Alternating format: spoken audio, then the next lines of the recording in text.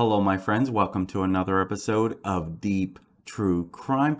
I'm Manny Rodriguez. In today's episode, we are covering the story of the Georgia mom who went missing, was reported missing, then she was found dead. This is one of the strangest stories you will hear of. My guess is someone knows what happened to this Georgia mom. And I'm going to go out on a limb and say someone close to her knows what happened to this missing mom. Let's go ahead and dive into it, why don't we? On September 10th of 2022, 59-year-old mom Debbie Collier was reported missing from Athens, Georgia. Debbie's husband, Stephen Collier, he says that he last saw Debbie around 9 p.m. September 9th, the night before. When he leaves for work that morning, September 10th, he says that he saw Debbie's car, which was a rented Chrysler Pacifica that she had been driving for a few days while her own car was in the shop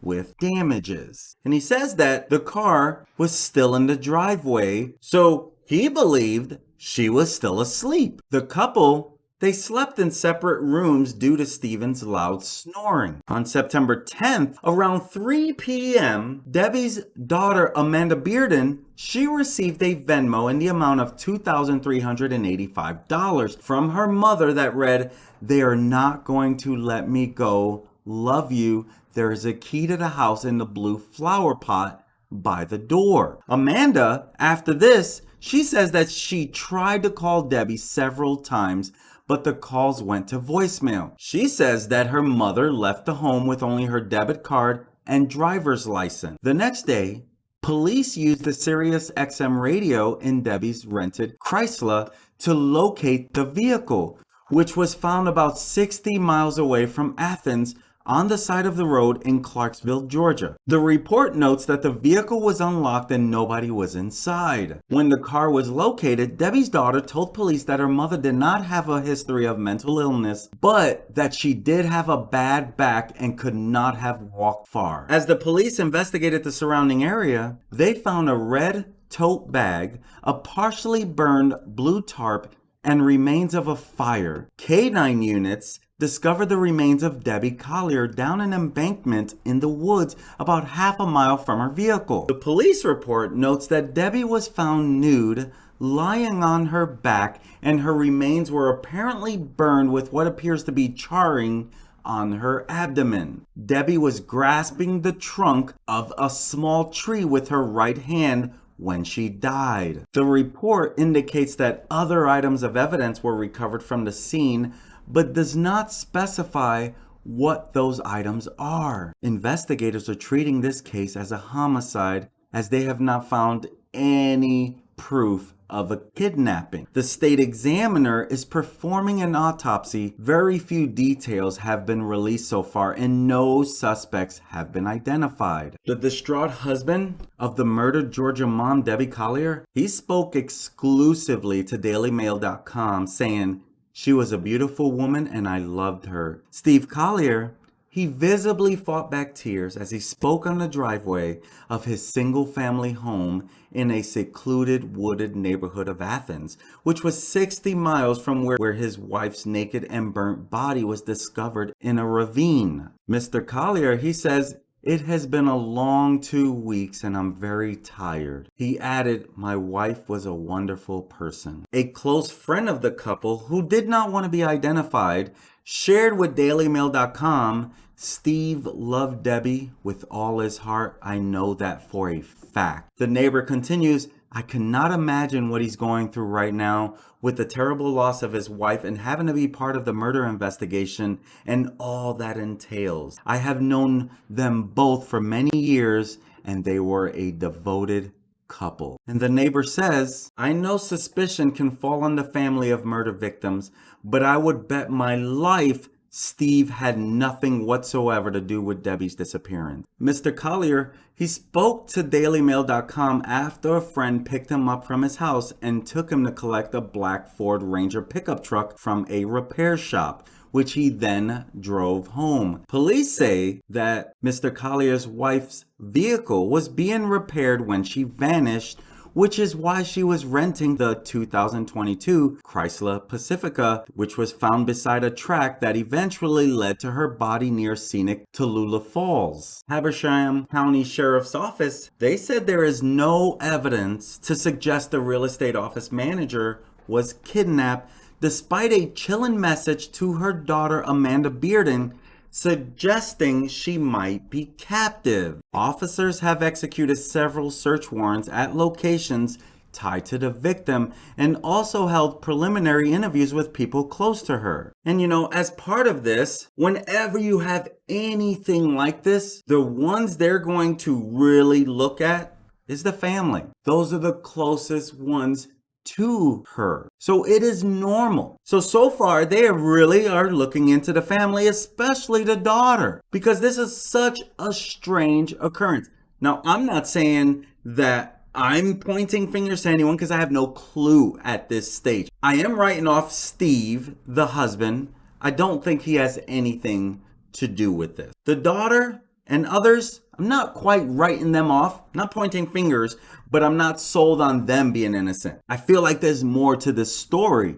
This is too strange of a story. So it's only normal that they would look into the family. And the family members, they have already said that they feel like suspects in this case, which is very normal. And so the family, they're saying that they've had their phones confiscated by police and they feel like they're being looked at as suspects. And a lot of reasons why they're going to focus on the family, because part of this story, Collier, who was found naked and partially burned in a ravine on September 11th, this is the day after her daughter, Amanda Bearden, said she wired her $2,385 along with a chilling note. And it says, "They're not going to let me go. Love you. There is a key to the house in the blue flower pot by the door." And if you think about it, that sounds like someone kidnapped her. But there is no signs of a kidnapping, which is odd as well. The husband says he saw the vehicle that morning of her disappearance. It was in the driveway. So sometime later, because at 3 p.m. is when the daughter gets this text message. So of course they're going to look at Amanda very, very closely. And being her daughter, wouldn't she already know that there's a key underneath the mat? Speaking outside in Anthony's home, the boyfriend of Amanda Bearden, seen here in this photo, he said that the family has been given scant details by the Habersham County Sheriff's Office investigators. He says, "They haven't really told us nothing." He said, "They've interrogated all of us. The people who are closest to her are kind of looked at as suspects right now." He said cops have been in possession of Bearden's phone along with his own. He says, "It's weird. I feel like the sheriff's department may have some leads, but they won't tell us anything." Bearden's boyfriend said the couple moved to Athens from Maryland just 2 days before Collier vanished in her rental car with her driver's license and debit card on September 10th. And he said, "We came back Thursday. Her mother brought us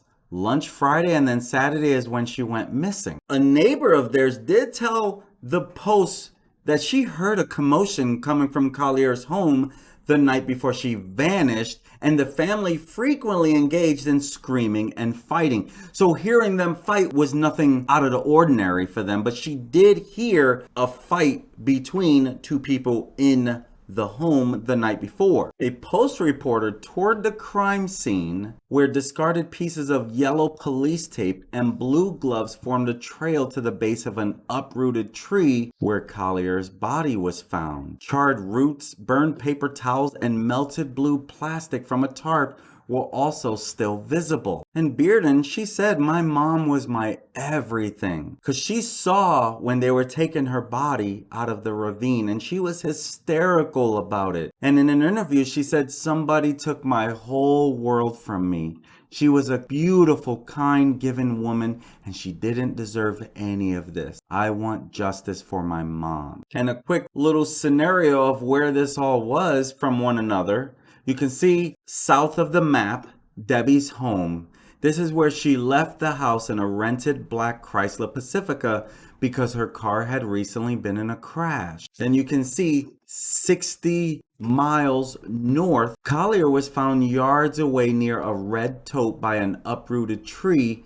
Next to the tree appear to be the remains of a fire. Officers found the unlocked car near an old logging road, and that's when they then looking around and they would find her body. And you can see where this is all related in the Georgia area where Athens is, and the distance is from Atlanta and not too far from each other. The Habersham County Sheriff's Office, they have ruled this shocking death a homicide. But again, they haven't provided very much details at all. And at this stage, they cannot share what they have found. They're just going to keep digging and digging. And then before you know it, arrest will be made.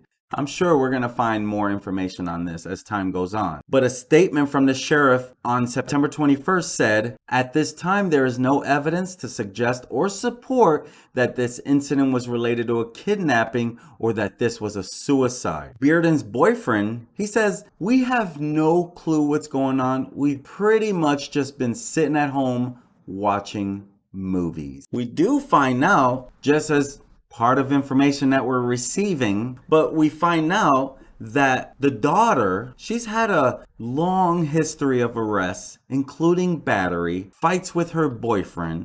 And as I dive into this, it doesn't mean that she killed her mom. So it doesn't mean that at all. I'm sharing what we are finding out. And so the daughter of the murdered Georgia mother, Debbie Collier, she has a history of lying to police and violent lovers' tiffs with her live-in MMA fighter boyfriend, who says the pair have been interrogated over her mother's killing. Amanda told police that her mother mysteriously sent her a $2,000 Venmo payment with the cryptic note, "They're not going to let me go," in one of her final acts. And the pair, her boyfriend Andrew Gigerich and Amanda, they still live together despite their previous domestic disputes and restraining orders. In May of last year, police intervened in the couple's relationship after Amanda phoned 911 claiming that Andrew had broken into the house to beat her. So she showed them photos of bruises on her arms and shoulders to prove it. She was, however, arrested for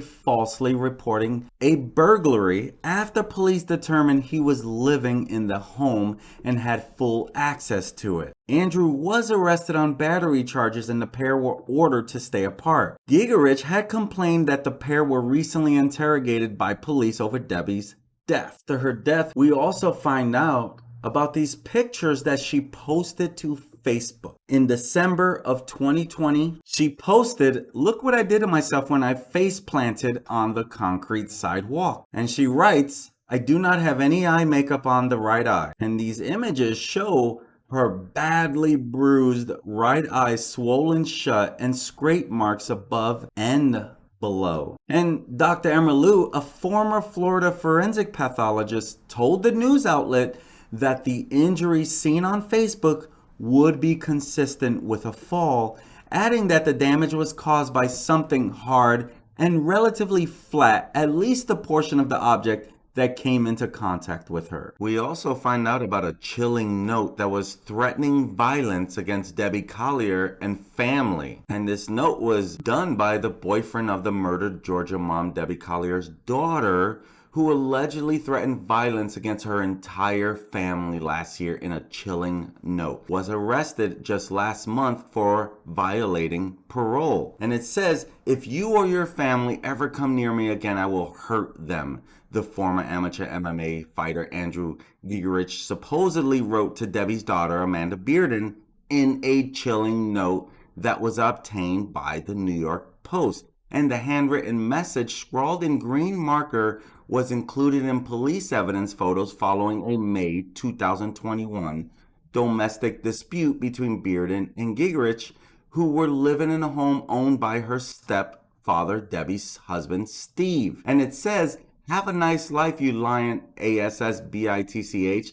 Don't ever contact me again. According to police documents, Bearden claimed her boyfriend had broken into her home, screamed at her, and attacked her, showing police bruises on her shoulders and arms. A police report reads, "In her living room, Bearden showed me a handwritten note left on a notebook. She advised Gingrich wrote this before he left." Gingrich, who had an amateur MMA record of 4 wins and 3 losses, but hasn't fought since 2018, according to Tapology.com, was arrested and hit with various charges, including battery as a result of the incident. Athens-Clarke County Police described the two as having a family violence relationship. Andrew Gingrich did intentionally cause visible bodily harm to Amanda Bearden, to wit, she had visible bruising to the right arm and shoulder.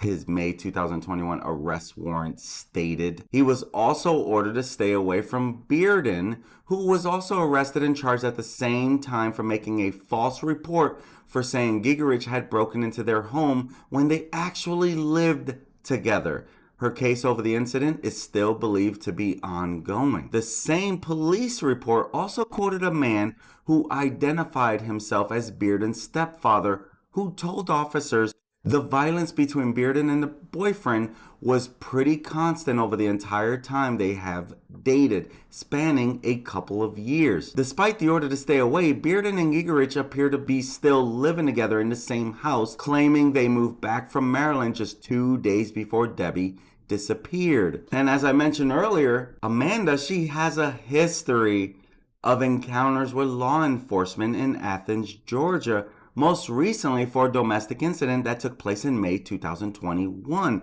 And she claimed that Andrew broken into her home, screamed at her, and attacked her, showing police bruises on her shoulders and arms, according to the police report. And that's the thing about that text message. They're not going to let me go. And that text goes to her mom. That's a weird statement to make. And when it comes to who reported her missing, some say that the daughter reported her missing. Some say her husband, Stephen, reported her missing. Maybe they both reported her missing. And then you look at the Venmo, because we find out that she leaves her home only with the debit card and a license. So if she doesn't have her phone, how did she send that Venmo payment? That's odd on its own. And Debbie and Stephen, they're sharing this Venmo account, and it's sent to Amanda from Steve Collier's Venmo account. So if they're both sharing this, that should have been noted right away from the husband. But was this Venmo payment what caused them to file this missing persons report?